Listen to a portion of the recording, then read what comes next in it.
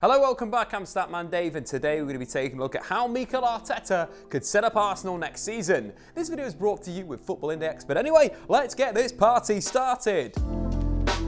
During Mikel Arteta's time as Arsenal manager, he's not only won his first trophy, but he's seen a massive overhaul behind the scenes, revamping Arsenal's coaching and positioning them as a perfect club to be moved forward. If Arteta can get Arsenal into the top four by the end of the season, it would be an incredible job considering. But how will he set up the Gunners next season? In his first 28 games as manager, Arteta has used two major systems. The 4-2-3-1 before the season stopped in March, and then the 3-4-3 after the restart. This marks a bit of a fork in the road for Arteta.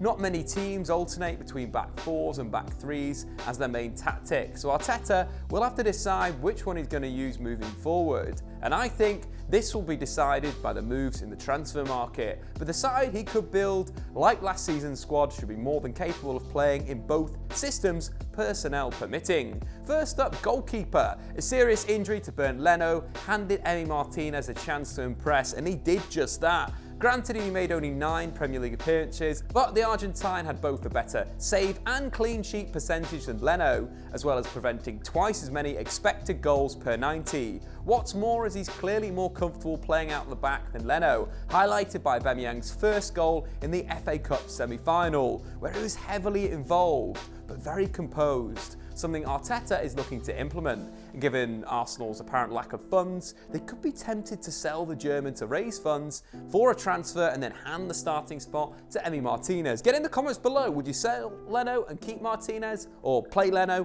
and potentially bench Martinez? Moving forward, you've got to talk about the centre-backs. If Arteta is going to go with a back three, he's going to need 2 new centre-backs if he wants to finish in the top 4.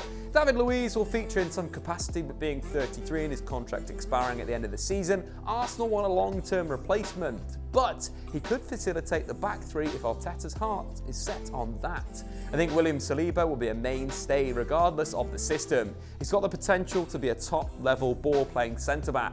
Despite a season hampered by injuries, every time he started he played 90 minutes, whilst all of 4 Saint-Etienne's clean sheets in Ligue 1 came when Saliba was on the pitch. He's a remarkably calm footballer, both in possession and when he's defending. He's got a real knack of being in the right place at the right time to regain the ball. He may seem to have a relaxed style, but when he needs to close down opponents, he reacts really quickly. He's got the pace to close that distance between himself and the attacker to snuff out any danger. In fact, he won possession through tackles and interceptions 3.4 times per game last season, more than any other Arsenal centre-back.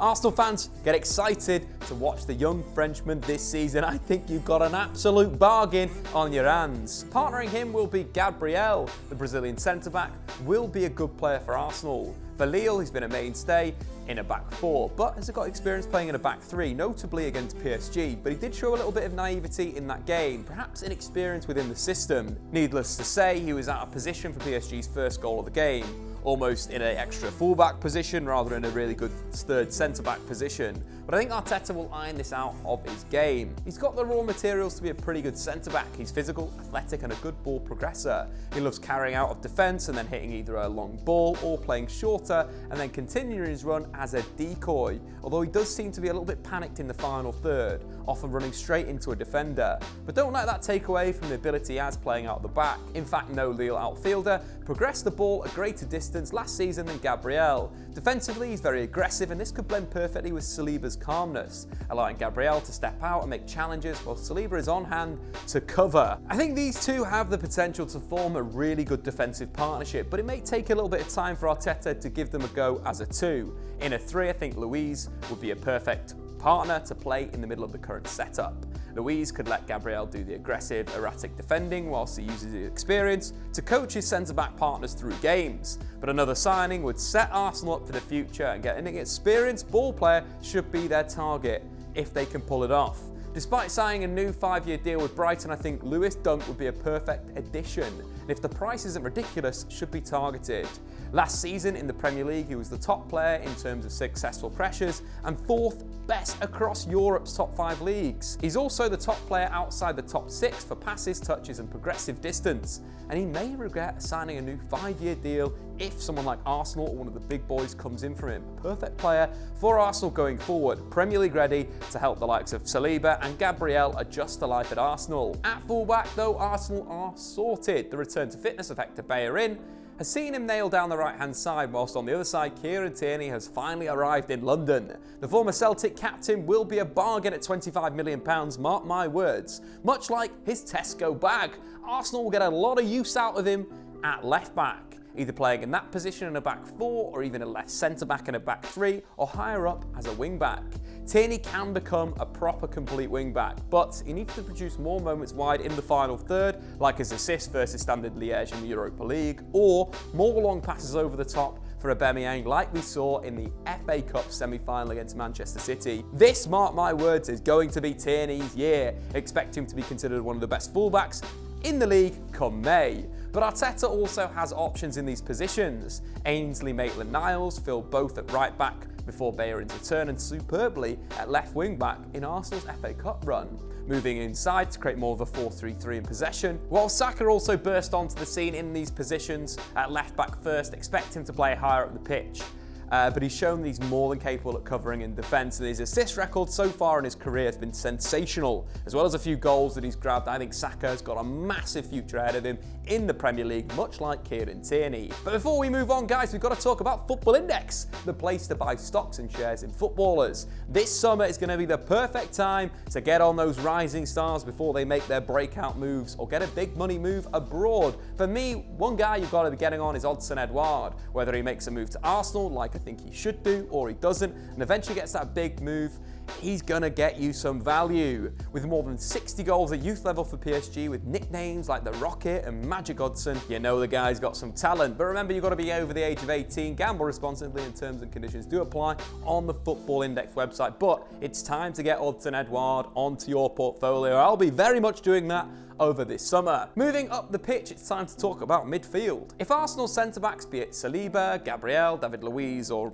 even Mustafi, can form a solid partnership, then I think we'll see Arteta shift to a midfield 3. But if we can't, I think it'll be a back 3 and a midfield 2. Arsenal fans, you've got to be praying for Gabriel and of course Saliba coming good together early doors. Regardless, I think the midfield pairing from the end of last season will continue in some form. I really didn't think that Ceballos and Granit Xhaka would work as a partnership, but it really did.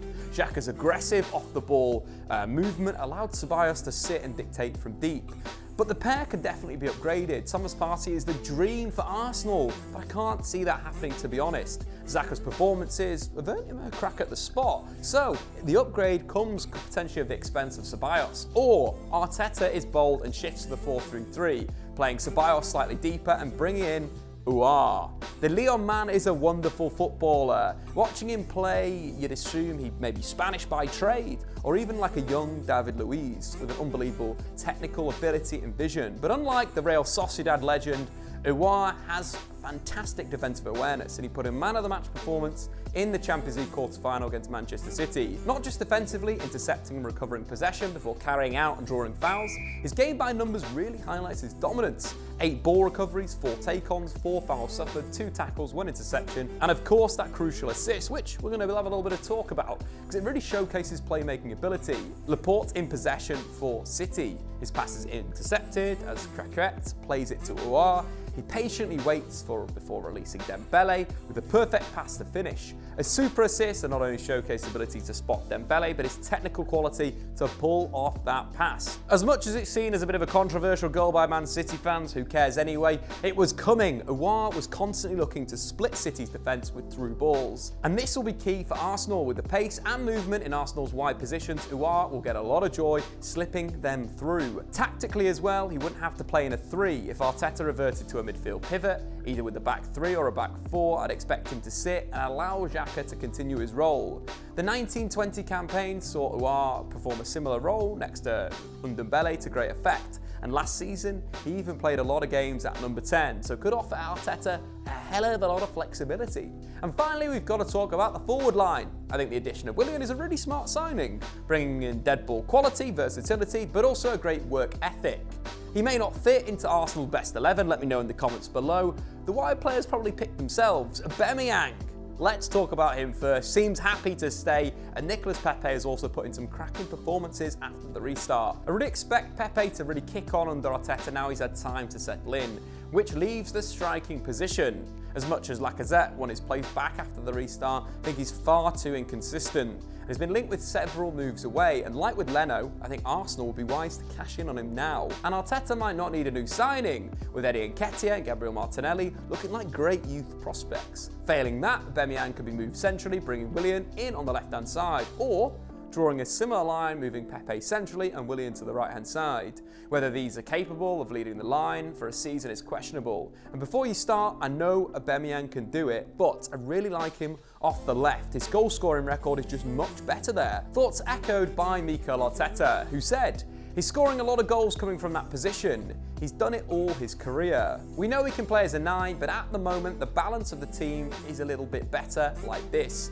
He's a real team player." So I think the smart move will be to reinvest the cash from Lacazette into Odsonne-Edouard. At just 20 years old, the Celtic man is already a complete forward. With the strength and aerial prowess of a target man, the pace to break in behind, and the technical ability to drop off and link the play. He really is fantastic and will be perfect at Arsenal. He loves balls into his feet, which would suit Arsenal's build-up, going into Edouard before he lays it off and spins in behind to finish off those crosses. But he's not just a final third player. He's got the technique to operate all over the pitch, as seen by his goal against Hamilton. Celtic in possession on halfway, they play wide to Taylor. The wing-back plays it inside to Edouard, who shakes off pressure, plays a 1-2 with Rogic, and then gets in to finish. A technically really good goal that wouldn't look out of place under Arteta, with Edouard dropping off the line and exchanging passes with the creator and then finishing off the move by himself. Edouard really has 5-star potential, and unlike Lacazette, is actually on the rise. He's consistently improved his goal-scoring returns during his time in Glasgow, whilst Arsenal's number 9 is going the other way. Selling him to the likes of Juventus or Atletico Madrid, who are both reportedly interested in buying Edouard before he moves to a Lyon or maybe a Leicester City, will be great business for both the coaches and the shareholders. But anyway guys, what do you think? How will Mikel Arteta set up Arsenal next season? Let me know in the comments below. Of course, I've been Statman Dave. Subscribe if you are new. And check out Football Index at footballindex.co.uk or on the App Store and the Google Play Store, because it's a goddamn lot of fun over the transfer window. Check it out. I've been Statman Dave. We will see you later. Thanks for watching. If you've enjoyed this video, why not check out some more content on the Statman Dave YouTube channel.